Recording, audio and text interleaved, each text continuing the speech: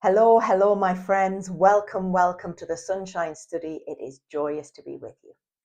Today, I thought we'd look at 4 foundational issues about the intention of imperfection. And that in itself is an art form. I work as a one-to-one life coach and I offer counselling services. And the thing that I come up again and again and again is this issue of really harsh inner critic, perfectionism, and how people talk to themselves. And perfectionism seems like an ideal goal. It seems a beautiful thing. It seems the absolute pinnacle of success. But what happens when it becomes a bully? So the first thing I would say is that think about perfectionism as never, ever being good enough. And I spend my time reassuring my very diligent, very honourable, very exhausted clients that they are more than enough. They've done more than enough. And we need to look at how they speak to themselves.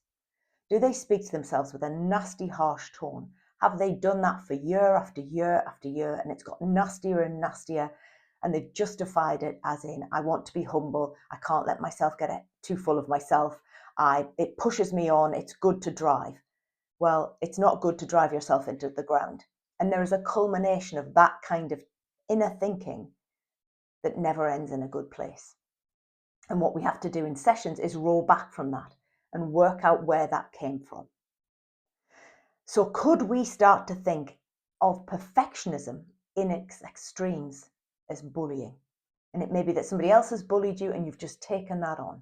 And I really don't like bullies, and we mustn't bully ourselves. Now, people will say, but it's carrot and stick, isn't it? You've got to just have some harshness.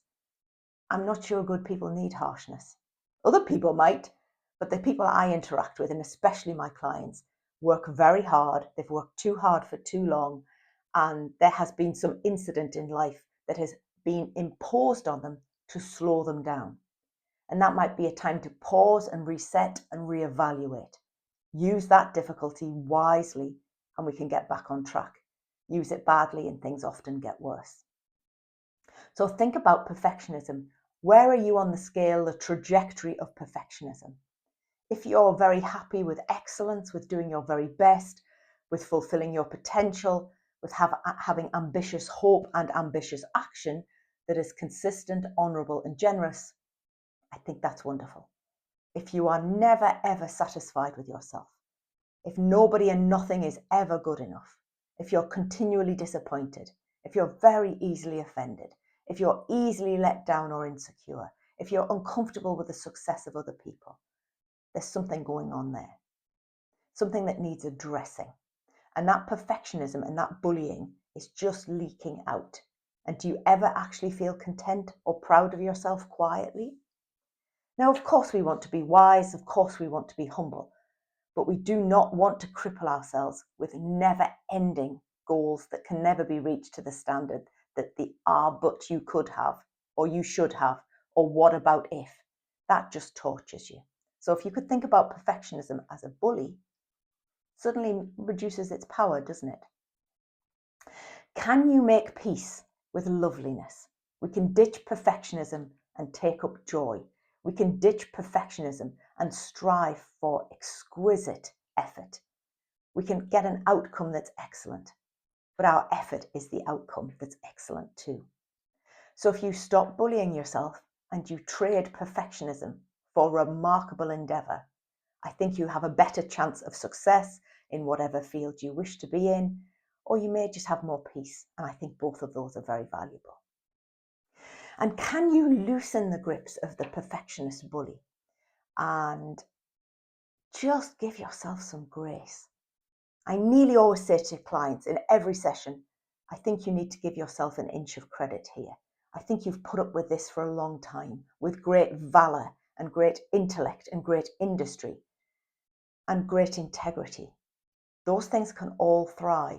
You don't need to batter them down with you could be more, you should do more, it's not good enough. These are not nice words. We need to be worthy of our words and be remarkable. Be something people would comment on. Haven't they tried hard? Haven't they been brave? Haven't they been gracious? Haven't they worked hard? Haven't they deserved the success they have? Nobody ever says, isn't she perfect? They say it in a nasty way. So let's just leave that. So loosen the grips of perfectionism. And my fourth point about choosing the art of intentional imperfection is that we don't want anything other than to grow, to give, and to shine. And when my clients really get their own valor, their own worth, there are luminous responses and reactions and results. So once you make peace with perfection, you make peace with the art of imperfection, there is ultimately much more space for joy in your life, for the love that you're here to give and receive, and the peace that you so deserve. That doesn't mean you're not striving, you're not doing your best, you're not learning and giving and growing, but it does mean that you're not letting the bully drive you, you're doing the driving. So I hope that helps, my friends. Thank you, thank you, thank you for staying till the end. Our subscriber numbers and watch times are very important. Please, please, please join us for the next video and subscribe, and I hope this will help you. Take care, God bless, be safe. I'm Dr. Rebecca, the Lifejoy coach and author.